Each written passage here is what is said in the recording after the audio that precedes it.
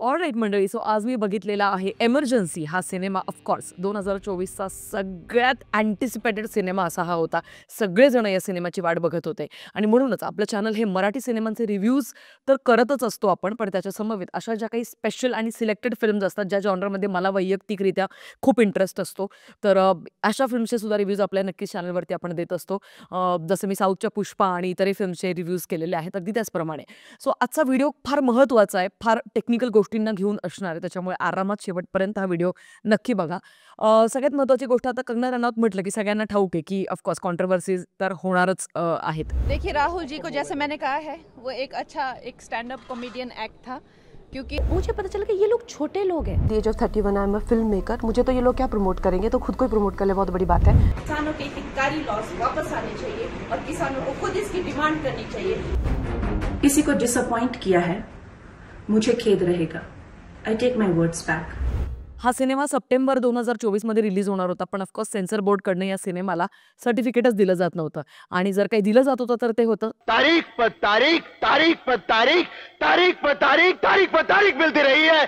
खरं तर या सिनेमाच्या अवतीभोवती हा जो वाद आहे तो याच गोष्टीमुळे होता की मलिस्तानी, आता मी जाणून बुजून हा शब्द वापरते, समजने वाले को इशारा काफी, हे नक्की मी कुठच्या ग्रुपबद्दल बोलते सगळ्यांना ठाऊक आहे already.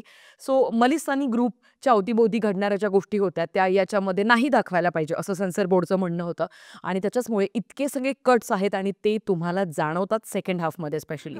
But you know what, you can love Kangana Ranaut, you can hate Kangana Ranaut, but you can't ignore Kangana Ranaut in this film. कारण मंडळी, मी सिनेमाच्या या रिव्ह्यूच्या सुरुवातीलाच सांगते की कंगना रनौतचा जन्म हा इंदिरा गांधी यांचा रोल प्ले करण्यासाठी झाला होता आणि हे खूप मोठं विधान आहे, पण मी करते कारण जसं मी मराठी सिनेमासृष्टीमध्ये प्रसादोपच्या बाबतीत नेहमी विधान करत असते की त्यांचा जन्म हा आनंदजी दिघे साहेब यांचा रोल प्ले करण्यासाठी जसा झाला असावा, तसाच अगदी कंगना रनौतने या संपूर्ण सिनेमामध्ये काम केले, उत्कृष्ट कामगिरी केली आहे आणि पुन्हा एकदा हे सिद्ध करून दाखवले की सच्चा कलाकार काय असतो आणि कशा पद्धतीने तो किती जिद्दीने, किती कन्व्हिक्शनने तो त्याचा रोल प्ले करत असतो. देश में तुम्हारे खिलाफ नफरत का माहौल पैदा होता जा रहा है। नफरत नफरत नफरत और मिला क्या है मुझे इस देश से। आता या सिनेमाच्या इतरही कास्टिंगबद्दल नक्कीच मला बोलावंसं वाटतंय, कारण या सिनेमामध्ये कास्टिंग बरीच लांबलचक आहे. पण कंगना रनौत सोबत आपल्याला अनुपम खेर दिसतात, त्याच्यानंतर श्रेयस तळपडे दिसतात, त्याच्यानंतर महिमा चौधरी दिसते, त्याच्यानंतर महिमा चौधरीचा बऱ्याच काळानंतर कमबॅक आहे आणि तिला बघून खूप रिफ्रेशिंग वाटलं. भारी काम केलंय राऊतीने ह्या सिनेमामध्ये सुद्धा. अजून 2 व्यक्तींना मी स्पेशल मेन्शन देणार आहे, ते म्हणजे असं की विशाख नायर या व्यक्तीचं स्पेशल कौतुक करायला पाहिजे, कारण इंदिरा गांधी यांचे सुपुत्र संजय गांधी यांची भूमिका त्यांनी प्ले केली आहे आणि कमालीचा रोल त्यांनी प्ले केलेला आहे.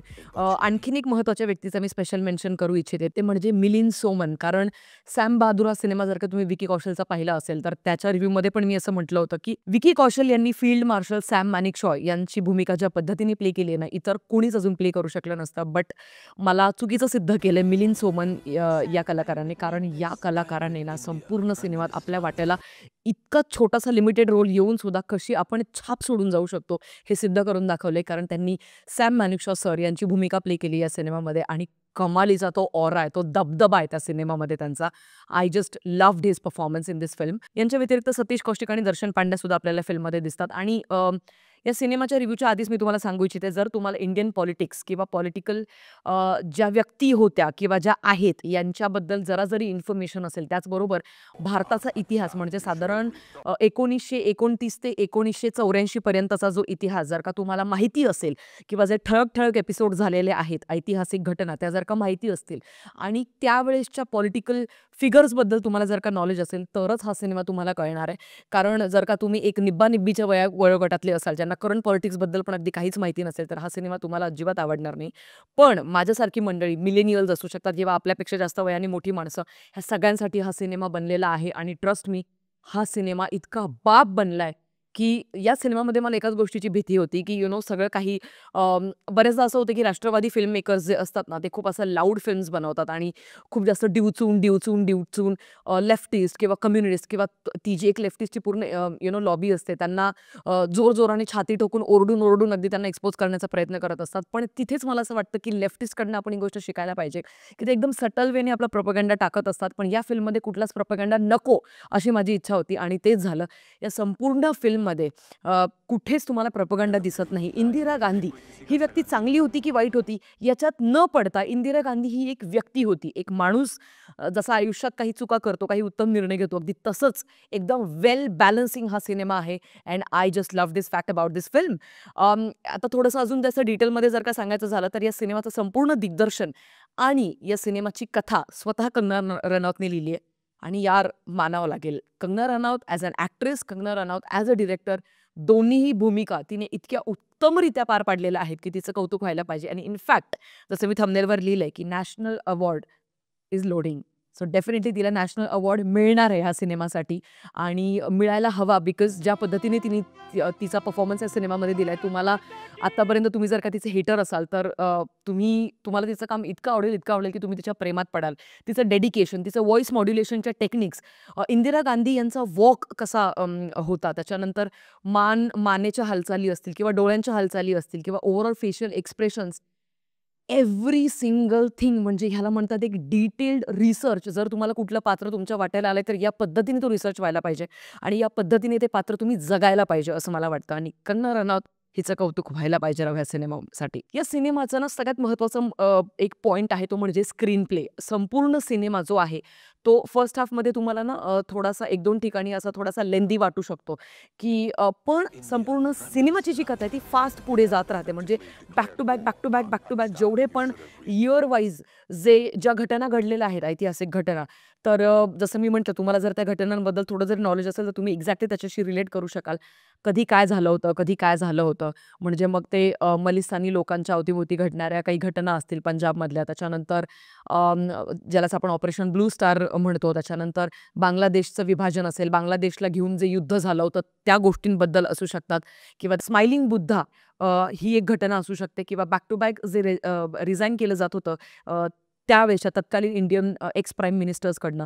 तर हे सगळं काही तुम्हाला जर का माहिती असेल तर हा सिनेमा तुम्हाला खूप आवडणार आहे. आता एक महत्त्वाची भूमिका जसं मी स्क्रीन प्ले या गोष्टीला स्पेशली नमूद करत होते, तर रितेश शहा या व्यक्तीने या सिनेमाचं संपूर्ण पटकथा रचलेली आहे आणि कमालीची रचली. कुठेच तुम्हाला बोर नाही होणार, कुठेच सिनेमा तुम्हाला सोडत नाही किंवा तुम्ही सिनेमाला सोडत नाही. Through out the film you will be very much engaged with the film आणि तुम्हाला ना काहीच मिस आउट करायचं नसतं आणि तेच एक कमालीच्या स्क्रीन प्ले रचणाऱ्या व्यक्तीचं लक्षण असतं असं मला वाटतं. आता रितेश शहाबद्दल बोलायचं झालं तर इथून मागे त्यांनी कहाणी भाग 1, कहाणी भाग 2, लय भारी जो मराठीतला सिनेमा आहे, त्याच्यानंतर पिंक, रेड, त्याच्यानंतर नमस्ते लंडन यासारख्या बाप सिनेमांचा त्यांनी स्क्रीन प्ले रचलेला होता. म्हणजे डायलॉग्स त्यांनी लिहिलेले आहेत. सॉरी. तर मला असं वाटतं की ज्यावेळेला अशी ताकदीची सगळी टीम एकत्रित येते ना तेव्हा या पद्धतीचा मास्टरपीस तुमच्याकडनं बनतो.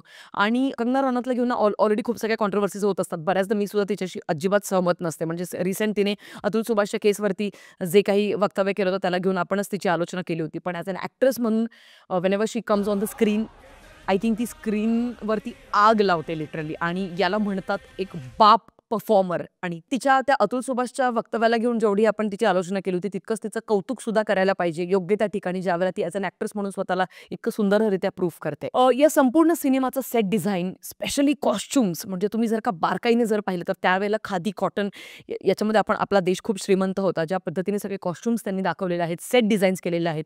ऑफकोर्स या संपूर्ण सिनेमाची जी कथा आहे ती 1929 ते 1984 पर्यंतची आहे. त्यामुळे त्यावेळेचं सगळं काही निर्माण करणं हे प्रॅक्टिकली शक्य नाही. काही ठिकाणी एआयचा वापर नक्कीच केलेला आहे. पण तो खूप इतका मला असं वाटतं किरकोळ गोष्ट आहे ना की त्याच्याकडे तुम्हाला लक्ष पण नसतं द्यायचं. कारण संपूर्ण सिनेमामध्ये तुम्ही फक्त सगळ्यांच्या परफॉर्मन्सकडे तितके जास्त लक्ष देत असतात बारकाईने. आणि सेट डिझाईन तर उत्तम केले, पण सगळ्यात उत्तम काम जर का अजून कोणी केले तर ते मेकअप डिपार्टमेंटने केलेलं आहे. ज्या पद्धतीचे कंगनाचे क्लोजअप शॉट्स लावलेले आहेत ना कमालीचे आहेत. म्हणजे पैसा वसूल मोमेंट तिथे तुम्हाला फील होतो. संपूर्ण सिनेमाची जी सिनेमॅटोग्राफी आहे ती सुद्धा उत्तम आहे. जो एक कलर ग्रेड त्यांनी जे वापरलेलं आहे, कलर पॅलेट जे वापरलेलं आहे ते सुद्धा मला भयंकर आवडलेत.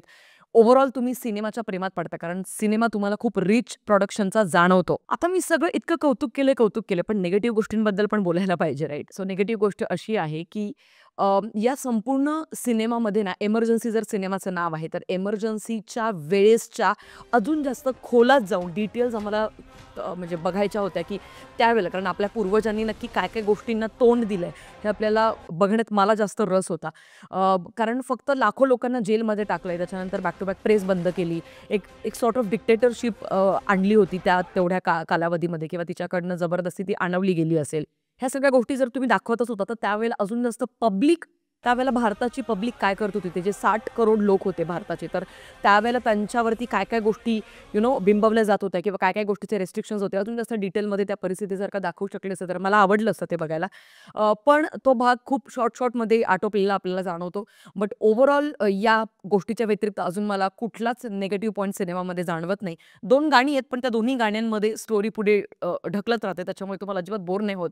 I love the background music as well. Overall, this is a masterpiece by Kangana Ranaut, and I'm gonna give like 4 stars out of 5 to this film.